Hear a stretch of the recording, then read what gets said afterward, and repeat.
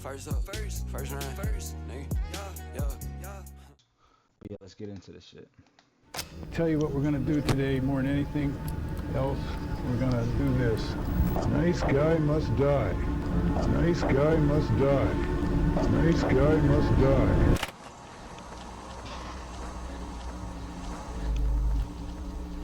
This is my house from the street. Here is my car. This is a 2-bedroom brick ranch, conveniently located. It's the final day of February 2008. A 47-year-old man living in Pittsburgh, Pennsylvania named George Hndsonnn publishes his very first video to YouTube under the channel MOS B46PGH. I paid $79,000 for this in 1996. That's considered a lot, believe it or not. The upload, titled How George Pittsburgh Lives, was almost like an old-school house tour of sorts, as George proudly displays the outside of his home, before then doing the same inside. Open it up. Oh, someone left it unlocked. That's not good. Inside, okay. Why leave And to the other side. Seemingly making a point of mentioning every minute feature in the otherwise dim and empty home. Here's my big screen TV. It's my computer, couch and chair, they match. Dining room set, shoebox full of old pictures. To anyone who may have stumbled upon this strange video or Hndsonn's channel in general back in 2008, it would likely come off as entirely uninteresting and far from anything disturbing. However, to those who find it today, this couldn't be more different, as the account carries with it a layer of disturbing context due to the events that transpired after this first video was published, events that have since transformed the MOS B46PGH page into one of YouTube's darkest channels. Please meet every woman's Do dream. something so she remembers your name. Keep your mate with you. Make sure it's someone you can trust. Just be careful, is all I can say. I'm gonna post this and see what comes back.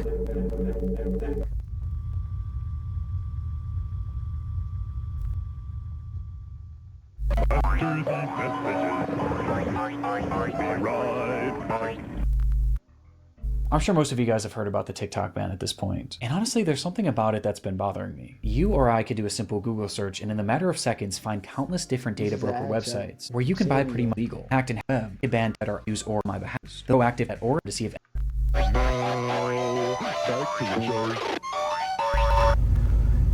Little hallway, 2 bedrooms. 2 bedrooms. To the right is my bedroom. Without any context, it's hard to know what the purpose of George Hndsonn's first video was, if it even had one at all. The entire thing just felt so random. But within the footage itself was one clue that hints at the fact that George actually had a very specific reason for uploading this, with that clue coming in the form of a book on his coffee table. Okay, come over here. There's some reading material that we're all familiar with. It was called How to Date Young Women for Men Over 35, which was about as creepy as it sounded. My first guest today is a 51-year-old bachelor who says if you're a single woman over 30, you're a dating has-been. Please meet every woman's dream, Don Steele.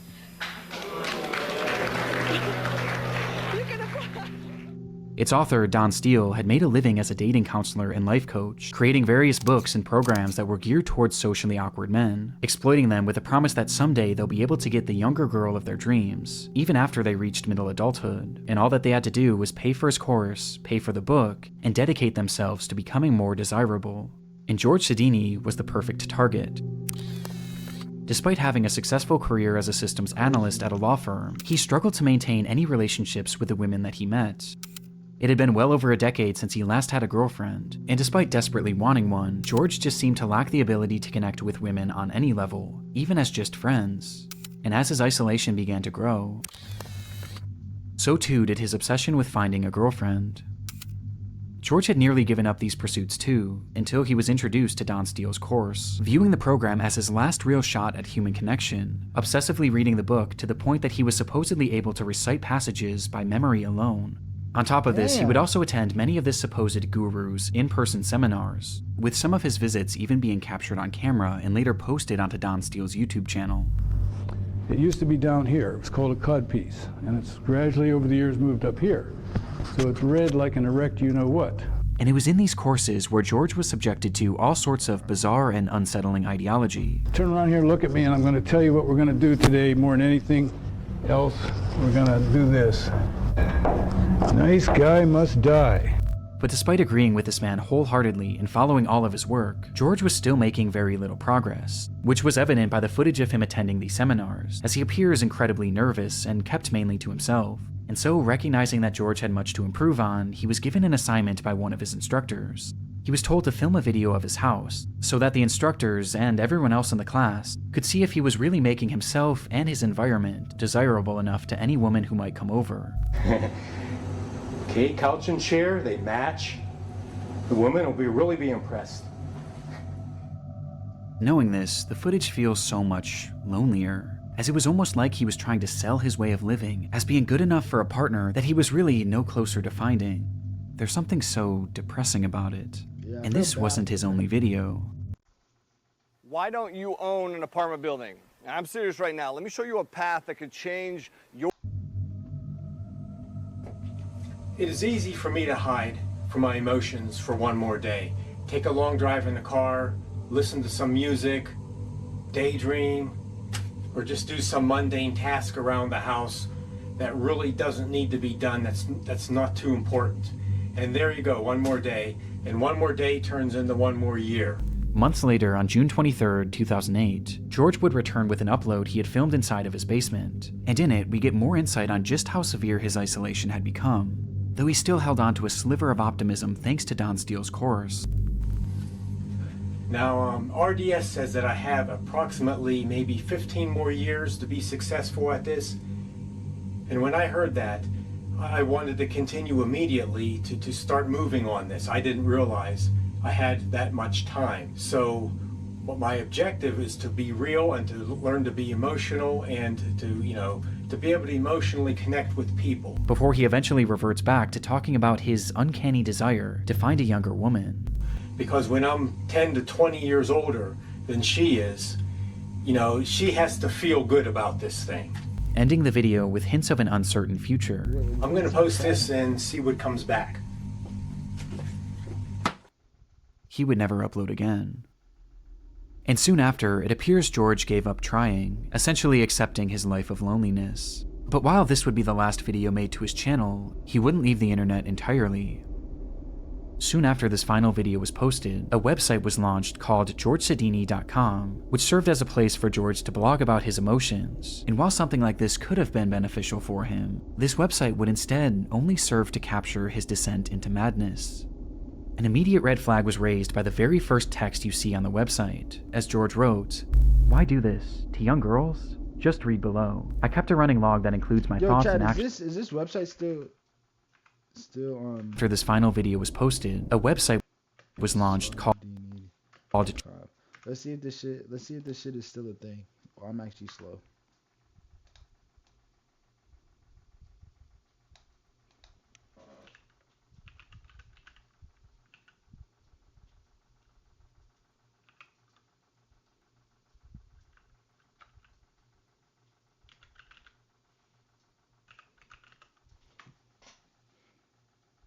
Did I spell that right?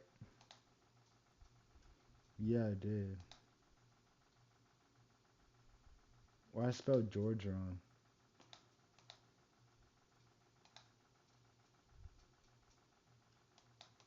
Hold on. Oh my god, I'm actually slow. Damn, the website's still oh.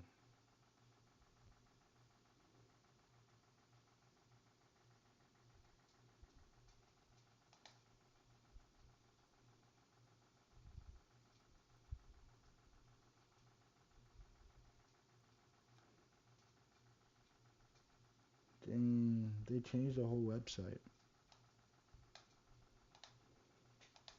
GeorgeSedini.com, which served as a place for George to blog about his emotions. And while something like this could have been beneficial for him, this website would instead only serve to capture his descent into madness. An immediate red flag was raised by the very first text you see on the website, as George wrote, "Why do this? To young girls? Just read below. I kept a running log that includes my thoughts and actions after I saw this project was going to drag on," with the line serving as some sort of bizarre disclaimer, though with no other context. George's entries began.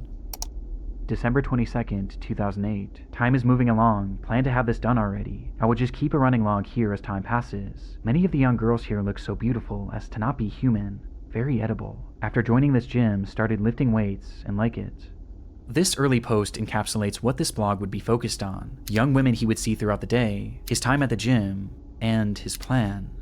This plan was never expressly stated on the website, but it was something he obsessed over, mentioning it in every single one of his posts and dubbing it the exit plan, even going as far as to provide a date and time for it, January 6th, 2009 at 8:15 p.m. Before this day would come, however, he would provide further insight into just how lonely he was. Moving into Christmas again, last Christmas with Pam was in 1983. Who knows why? I'm not ugly or too weird. No sex since January 1990 either. I was 29. No shit. Over 18 years ago. I actually look good. I dress good. Am clean shaven, bathe, touch of cologne. Yet 30 million women reject me. Over an 18 or 25 year period. That's how I see it. 30 million is my rough guesstimate of how many desirable single women there are. With several other posts of the same nature, the day eventually came for his big exit plan, January 6th, with George writing one message that afternoon. I can do this. This log is not detailed. It is only for confidence to do this. The future holds even less than what I have today. It is 6:40 p.m., about an hour and a half to go. God have mercy. I wish life could have been better for all, and the crazy world can somehow run smoother. I wish I had answers. Bye. Despite this appearing to be his final post, George Hndsonnn wasn't quite finished, as he would come back only hours later, writing simply, "It's 8:45 p.m. I chickened out. Shit. I brought the loaded guns, everything." Whatever George Hndsonnn had been planning that day, it was clear that his exit plan was something incredibly disturbing, and based on his use of guns, plural, it was likely not just an exit plan for himself. But thankfully, he didn't go through with it. In fact, he seemed to have dropped the plan entirely, as months would go by without any update to his blog. Though this wouldn't last, as in April of 2009, he began posting yet again, with these entries being even more disturbing. July 23rd, 2009. Wow, I just looked out my front window and saw a beautiful college-age girl leave Bob's house, across the street. I guess he got a good lay today. College girls are hoes. I masturbate, frequently. He is about 45 years old. She was long hair. Why go out your way to say all this? Like what goes through your, what type of boredom do you have to do to have a website built for yourself and say all this, freak ass shit too on top of that? Hot little hottie with a beautiful bod. I masturbate, frequently. The strangest part of this entire website was, according to those he worked with and the neighbors, they all thought George was normal. A little off, sure, but it appeared that these disturbing thoughts and plans were kept solely in his blog, and solely in his mind. But on July 28th, 2009, this would all change. George had boarded a Port Authority bus that day and took a seat, carrying with him some sort of duffel bag, and as the ride commenced, he unzipped the bag and began to fiddle with something inside of it. An anonymous man sitting next to him noticed this, and curiously leaned over to see what he was doing. In George Hndsonn's hand was what appeared to be a grenade. The stunned passenger ran off at the next stop and immediately alerted the police. But bizarrely, nothing actually came of this. No explosions happened that day, and upon police eventually tracking down Hndsonnn 2 days later, he was searched, but there was no sign of this supposed grenade, and the man who had reported this incident was unable to positively identify him. And so, George was released, allowing him to continue on with his day, and to continue on with his posting. August 3rd, 2009. I took off today, Monday, and tomorrow to practice my routine and make sure it was well polished. I need to work out every detail. There is only one shot. Also, I need to be completely immersed into something before I can be successful. I haven't had a drink since Friday at about 2:30. Total effort needed. Tomorrow is the big day. Last time I tried this in January, I chickened out. Let's see how this new approach works. Maybe soon, I will see God and Jesus.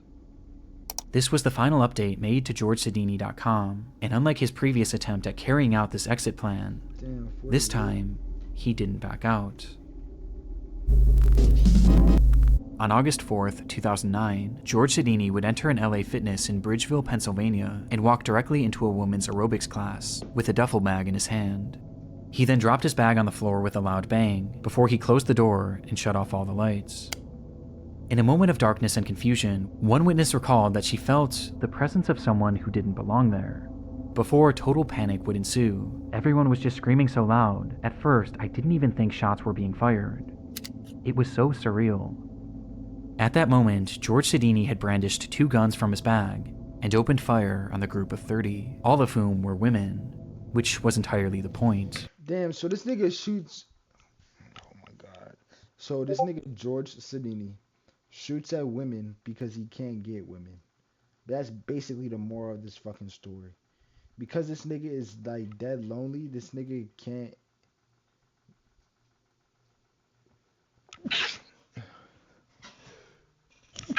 Oh my gosh.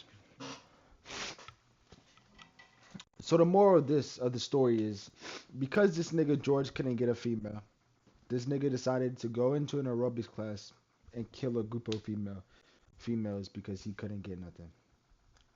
That is beyond crazy, bro. That is beyond crazy. In that dark, cramped room, George would discharge his weapon 52 times, striking 12 different women and then himself. Weapon from his bag. It was surreal. At that moment, George Hndsonnn had brandished 2 guns from his bag and opened fire on the group of 30, all of whom were women, which was entirely the point. In that dark, cramped room, George would discharge his weapon 52 times, striking 12 different women and then himself. Of the injured, 49-year-old Elizabeth Gannon, 38-year-old Jody Billingsley, and 46-year-old Heidi Overmeyer would tragically lose their lives, while the others were left with permanent injuries, both physical and mental. Crazy. It wasn't hard to find a motive. George had spelled it out right there in his blog. He desired women so much that his inability to ever gain a real connection with any of them turned his infatuation into pure hatred. And this is how he wanted to make them pay. And the ironic part is that this was all so avoidable, as these plans were heavily implied on his website, which had been publicly available online for roughly an entire year, yet no one cared enough about him to ever look. It is easy for me to hide from my emotions for one more day. Knowing what we know now, George's channel is highly disturbing, as it shows us a glimpse into a mind on the verge of completely snapping, in a last gasp attempt at achieving normalcy, by a person who would go on to become a monster when he didn't get what he wanted. Just everything I need. Well, that about sums it up. Hi guys, I am with Lewis. Become a monster. MSOB 4046. We gonna type this bitch in.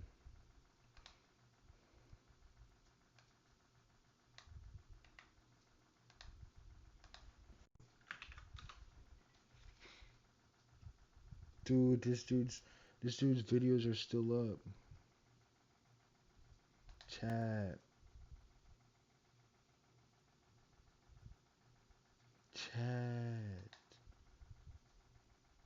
Wait, where's this nigga now though? This is my house from the street. Here is my car.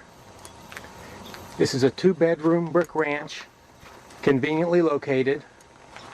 My car is an 07 Altima. I paid $79,000 for this in 1996. That's considered a lot, believe it or not. Okay, we're approaching the door.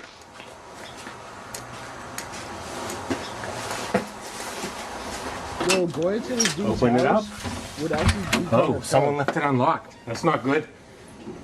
Inside, okay. Here's my big screen TV. 32-inch. It's my computer.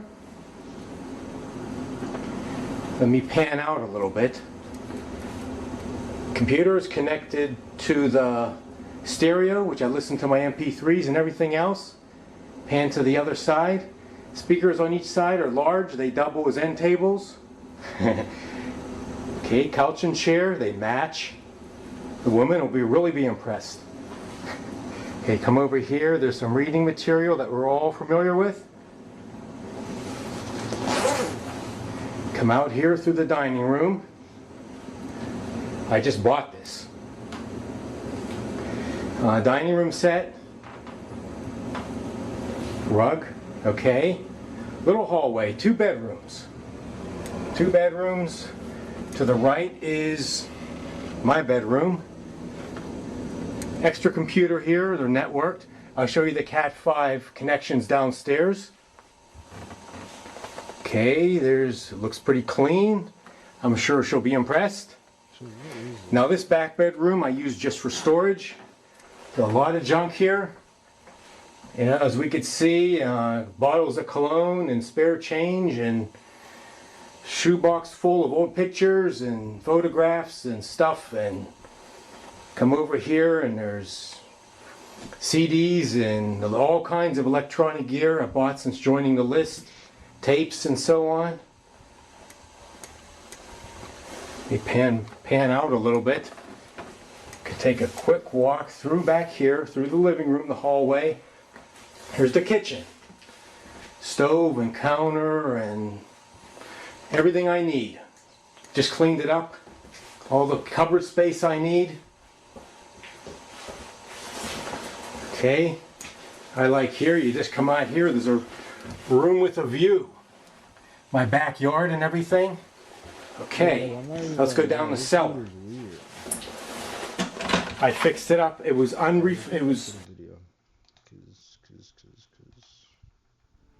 Tell you what we're going to do today more than anything else. Hi guys, I am with Lewis. Having a little drink. Mark Williams always dreamed of being a YouTuber.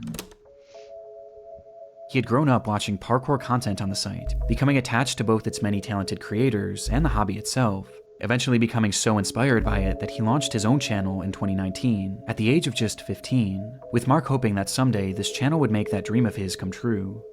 The page went by many names over the years, but eventually Mark would settle on the moniker Displace, and depending on who you ask, his videos were either extremely impressive or extremely irresponsible. They showed scenes of Mark high atop buildings, jumping rooftop to rooftop, climbing on massive abandoned cranes, and fleeing from security guards and the cops on more than a few occasions. Police are on the way already now. Yeah, they'll catch me then, won't they? Often seen with him was his younger brother, who he had grown incredibly close with, which was due in part to the fact that Mark was somewhat of a loner and didn't have many friends in his own personal life. Though according to his mother, this wasn't necessarily by choice, as she explained that he did desperately want friendship, and he was incredibly caring, he just had a habit of making the wrong friends, describing Mark as trusting to a fault. Mark's longing for camaraderie became especially apparent not long after the launch of Displace, as his brother slowly began appearing less and less in his videos, forcing him to do these free runs by himself, which he implied was something he didn't enjoy nearly as much. My brother, who was part of the channel then, he's not now. I don't think he's coming back at all. He ditched me, leaving me by myself, and I've got a problem with talking to myself as well. This, coupled with the fact that he was dealing with the tribulations of growing up, led to his uploads on the channel becoming more and more sporadic, as he would often go dark for a few months, only to return with the promise of more consistent uploads. Alright guys, don't know if you can see me or not, but I promise you Displace is coming back. That often never came. It was clear that he still longed to be a YouTuber, he just needed some sort of a spark. And sure enough, at the end of 2020, he would find one right in his own comment section. In a since-deleted video, Mark would receive a comment from a man named Lewis Ashdown, who explained that he was a big fan of Mark's content and that he would love to join him in an upcoming video, as they both just so happened to live in Uckfield. It was exactly what Mark had been needing, a friend. And not only a friend, but a friend he could make videos with. And so that's exactly what he would do. Hi guys, I'm back here with Lewis. And we're going to do the water treatment facility in Uckfield on the industrial estate. See you in a sec, guys. From their first meeting on, Lewis became a core part of the Displaced channel, leading to the two growing closer by the day, with Mark speaking about this bond on a live stream in March of 2021. If you're going exploring at an abandoned pub, yeah, keep your mate with you, make sure he's someone you can trust, you know, and be careful is all I can say. Because in the video where me and Lewis climbed the college, you know, I was constantly looking out for him because he did get dangerously close to some of the edges, but you know, that's what life's about, isn't it? But despite finding his new parkour partner, Mark still had other issues getting in the way of his uploads, as he was now 18 years old and was facing the reality of having to get a job, forcing him to put his channel on the back burner. Mark discussed this struggle and the many others he was facing at the time in that same March livestream, with his tone about Displace's future sounding less than optimistic. I've been doing some talking with Lewis, seeming like he wants to get back into climbing and stuff. I haven't actually done it since Christmas, and I've got a bad back, right? It's been getting worse and worse lately. Don't know why. I need to go to the hospital and have myself checked out. I am not sure where my channel is going to go. I don't know if I'm going to keep doing these videos. I don't know if I'm going to be doing different videos or whether I'm going to stop completely. But unlike other times when he had gotten down on his channel, this time he wasn't alone, and his friend Lewis was there to have his back as he pushed Mark to continue his work, even showing up in the comments of this livestream under the name Moral Unknown, where he went as far as to offer up a potential location that they could film their next video in order to get Mark re-inspired. We'll do Buxted Hotel first video back? And sure enough, just days later, the two would arrive at Buxted Hotel to begin filming yet another video. Hi guys, I am with Lewis. Just having a little drink. This would be their last on the Displaced channel, as not even 2 months after it was uploaded, both Mark Williams and Lewis Ashdown would vanish without a trace. It was the waning hours of Saturday, May 29th, 2021. Mark met Lewis at the Maresfield Recreation Ground to have a few drinks and discuss their next potential video. Though once there, it was the drinks that took priority, and very quickly Mark had become intoxicated, leading to him calling his house to tell his aunt, who he had been living with, that he would be heading back now. On the call, his aunt could tell that he was drunk, but Lewis chimed in to assure her not to worry, telling her, "I'll get him home safe," which made his aunt feel slightly better. After all, it was only a short few-minute walk back to the house anyway. Instead, 12 hours would pass, and Mark still hadn't made it back, while Lewis himself also failed to arrive home. At some point during their short walk back, both boys had disappeared. They were reported as missing the very next morning, and the area they were last in was combed thoroughly, though very little was uncovered. Around them had been large pockets of forest and murky bodies of water, leading to some questioning if perhaps the boys had gotten lost, or even had fallen into the water. Though regardless of the theories, as a full 24 hours passed, many began to fear the worst, until something strange happened. Reports began pouring in from witnesses claiming to have seen Lewis. Some thought they saw him leaving a local pub the morning after he supposedly had gone missing, while others had seen him at a local movie theater, seemingly completely unaware that the whole town was looking for him. These sightings introduced the possibility that the boys were perhaps runaways, causing several pleas to be made throughout the press, begging them to come back home. But it would be the police who would find Lewis first, tracking him down at his friend named Liam Hanson's house. There, the cops fired off a barrage of questions, as they not only tried to get answers as to where the boys had been, but more importantly now, they needed to know where Mark was. Throughout all the sightings, it was only ever Lewis that had been spotted, and even now, after searching this friend's home, Mark wasn't there either. So where had Mark Williams gone? Well, Lewis himself offered very little, outright refusing to speak on the boys' whereabouts, but his friend Liam wasn't so quiet, as when he was questioned separately, he claimed to know exactly what had happened on the night of May 29th, 2021, the day in which both boys had disappeared. And he knew because Lewis had told him. According to the boy, the night that Lewis and Mark had met at the park, Lewis poured a cocktail for his friend, and then another, each one stronger than the last, causing Mark to become drunk almost immediately. Realizing he was drinking too much, Mark told Lewis that he had enough, but Lewis persisted, outright demanding that he keep drinking, leading to Mark begging Lewis to let him stop. At one point, Mark's pleas finally caused Lewis to back off, as the boy instead agreed to make him a non-alcoholic drink, only for him to fill the cup with even more liquor when Mark wasn't looking. By 11:30, Mark could barely stand, prompting him to make that phone call to his aunt, letting her know that he would be back soon. Meanwhile, Lewis had been so preoccupied with getting his friend drunk that he was still fairly sober at this point, and in his sober state, he promised Mark's aunt that he would get him home safe. Seconds after that phone call ended, Mark hunched over to vomit, which is precisely when Lewis pulled a large kitchen knife from his pocket and plunged it directly into Mark's back. Mark stumbled and asked Lewis to call him an ambulance, being unable to comprehend what had just happened, to which Lewis responded by laughing, before doing it again, and again, and again. This is what Lewis had told Liam in the days after the alleged attack, but as Liam recounted the story to the police, he made it clear that this wasn't just a tall tale, as he had actually seen it for himself. When Lewis had told him the story, he pulled out his phone and put it up to Liam's face, revealing that he had filmed the entire ordeal. And sure enough, when police searched Lewis's devices, they would find that footage, though it was far worse than they ever could have imagined.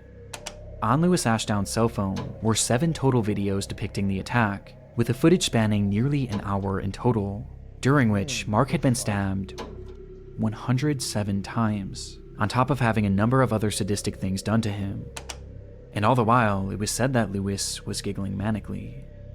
When asked about what he had seen in those recordings, Liam provided further detail on just how awful the attack was, recounting that he ripped Mark's eyes out. Proper psychotic stuff. I was going into shock. I was shocked how he came out with it. I wanted to run and tell someone. This was clearly not a normal crime. It displayed a level of evil and hatred that goes past human comprehension, and due to its brutality, police assumed that surely something must have happened between these two to breed so much hatred inside of Lewis. But according to Lewis, this wasn't actually the case. Instead, he stated that he had simply found Mark to be annoying, and that he had been wanting to kill him for some time because of this, and had just been waiting for the right moment. Plus, he always wanted to know what it was like to kill someone. And that was it. That was his entire motive. Lewis Ashdown would be arrested the day he was found, and later sentenced to life in prison, with parole eligibility in 25 years, while Mark's body was found dumped in a nearby body of water, and eventually given a proper burial. Hi guys, I'm back here with Lewis, and we're going to do the water treatment facility. With this context, Mark's channel is utterly devastating. All he wanted was a friend to film videos with, but sure enough, as his mother had warned, he was trusting to a fault. If you're going exploring at an abandoned pub, yeah, keep your mate with you, make sure he's someone you can trust, you know, and be careful. Which brings us to a disturbing revelation. Just months before he would kill Mark, Lewis was the one that encouraged him to get back out there and film with him, and based on his testimony that he had been wanting to kill Mark for a long time, it makes it very clear that he was doing this not to be a good friend, but to get Mark alone in an isolated spot, so that he could carry out his plan. And adding more weight to this theory, when they visited the Buxted Hotel, which Lewis himself had suggested during the livestream, Mark was uncharacteristically drunk. Hi guys, I am with Lewis. Having a little drink. Okay, so we'll smash this after we smash these. Which was never really part of his channel before that upload. And Lewis was uncharacteristically nervous. We're going to do a couple more bangers. Can't tell you what they are in case anyone's watching that shouldn't be watching. Who's watching? Well, no, I mean watching the videos. Because yeah, I know that the police do watch my channel sometimes. Paranoid even of being caught by the cops, despite being totally unfazed in previous videos, where in some he was literally being chased by security guards. And coincidentally, by the end of this video, we get an indication as to why Lewis was so nervous.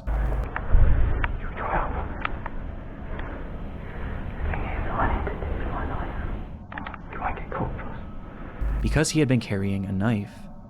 All this leads me to believe that that night, Lewis pushed Mark to film a video in an abandoned location, then got him drunk, and was going to carry through with the murder, before eventually backing out for unknown reasons. And all the while, Mark was completely unaware, never once suspecting that the man he had been filming with had secretly been plotting to kill him, and one day would actually go through with it. Okay, I'll wrap it up now then, guys. Yep, I'll see ya.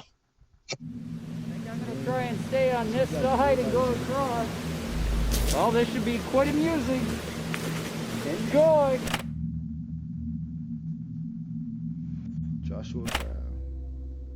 Joshua Brown started his YouTube channel back in 2010, a time when many individuals, including himself, used the site to upload random videos offering momentary glimpses into their lives.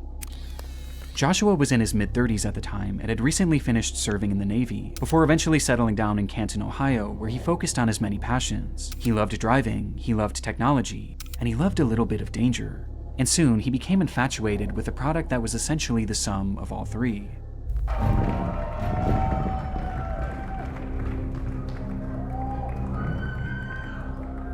For Joshua, these electric vehicles were a technological marvel and the future of the automotive industry, and he dreamed of one day having one, with that dream eventually coming true in 2015 when he would purchase his very own Tesla Model S that would eventually become his life and his YouTube channel's primary focus. He began uploading videos of his new car immediately, but rather than these focusing on the vehicle itself, it was its most controversial feature that interested him the most: autopilot. The feature had become available for Tesla drivers in October of 2015, which is exactly when Joshua purchased his car and began uploading these videos showcasing its possibilities. It takes all the stress out of it. Get to your destination slightly slower, but hey, at least now you don't have to worry about anything. It's just let it go. He wanted to essentially be a pioneer, providing an overview of what self-driving was really all about, breaking down the specifics and showcasing a variety of unique situations that you might find yourself in if you were to use this driving mode yourself. This section in here is going to be very, very difficult for the car to handle. We're filming this just so that you can see scenarios where the car does not do well, so that you've got something to judge off of it when you're driving on your own. And he tried to make a point of doing so safely, as he never used the camera behind the wheel, and always had someone helping him to avoid any accidents. But despite his focus on safety, it was clear that he was pushing the capabilities of this brand new technology, as at this point it was still in its infancy, with one of the more glaring red flags being the placement of his hands. Here we are, stop and go traffic on 271, and geez, car's doing it all itself. When Joshua was shown driving, he hardly ever had his hands on the wheel, as he said he wanted to get the true experience of self-driving. This was something that Tesla had actually adamantly advised against, and even had visual and audible warnings if it detected that your hands were off the steering wheel. But Joshua seemed to find a workaround, as he instead used his legs to avoid tripping the sensor, while keeping his hands close by, ready to grab the wheel in case of an emergency. How I actually do it is so that it is really actually hands-free, is I keep my knees up, because the tack works pretty good, but I can still get my foot down to a brake, and just keep it like this, because you can react so quickly. It was clear that Joshua truly believed that this car that was driving him was safe, and this belief was only strengthened on April 5th of 2016. That day, Joshua had been driving his car on the interstate when a large truck suddenly merged into his lane, with its driver not even seeing his car. And before Joshua could even react, the autopilot kicked in and veered out of the way, avoiding what would have been a certain collision. Amazed by the event, Joshua would upload dashcam footage of the close call to his YouTube channel, where he praised the vehicle's response. "Tessie did great. Excellent job, Elon." This video would immediately go viral, exploding to over 4 million views between the two versions that Joshua had posted. But while the response to this video was overwhelming, especially for a channel that was accustomed to getting just a few hundred views, there was one response in particular that impacted Joshua the most. As Tesla's owner, Elon Musk, would repost the video on Twitter. Stunned by the tweet, Joshua would later state, "For something to catch Elon Musk's eye, I can die and go to heaven now." He had no way of knowing then, but this would not be the last time Tesla's own thing, especially between the two. This video would immediately go viral, exploding to over 4 million views between the two versions that Joshua had posted. But while the response to this video was overwhelming, especially for a channel that was accustomed to getting just a few hundred views, there was one response in particular that impacted Joshua the most. As Tesla's owner, Elon Musk, would repost the video on Twitter. Stunned by the tweet, Joshua would later state, "For something to catch Elon Musk's eye, I can die and go to heaven now." So is this what he wanted? He had no way of knowing then, but this would not be the last time that Elon Musk would tweet about him, though his next feature would be under much different circumstances. It happened just 1 month after Joshua Brown's video had gone viral. He was driving on Highway 27 on a clear sunny day at approximately 4 p.m. With open road ahead, Joshua turned on his trusted autopilot, and it stayed in autopilot mode for over half an hour, as at this point, his trust in the car was higher than ever, causing Joshua to seemingly lose focus on the road, as he was quickly coming up on an intersection where a massive 18-wheeler had been turning left, blocking Joshua's entire lane. Joshua was seemingly so unfocused that he didn't even notice it. Even stranger, the car itself didn't detect this either, despite the entire trailer being horizontal in their lane. This was due to its pure white body, as the sun was shining so brightly against it that, for whatever reason, it became invisible to the self-driving AI.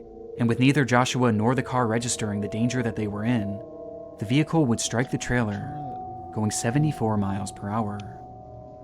There were no attempts by Joshua to even move the steering wheel, and the brakes hadn't so much as been tapped. The collision happened at full speed, and it happened so fast that the car drove straight through underneath, shearing the entire top of the vehicle off, and continuing driving full speed down the road, before it would eventually crash to a halt. When the driver of the truck rushed over to see the damage, Joshua Brown was already dead, and the truck driver could hear nothing but the sound of Harry Potter. You can own it on DVD and video. The adventure is bigger. The magic is stronger. Harry Potter, Harry Potter. Discovered in Joshua Brown's car was a DVD player, which many believe Joshua had used to watch Harry Potter while on that drive, thus explaining why he never reacted to the impending collision.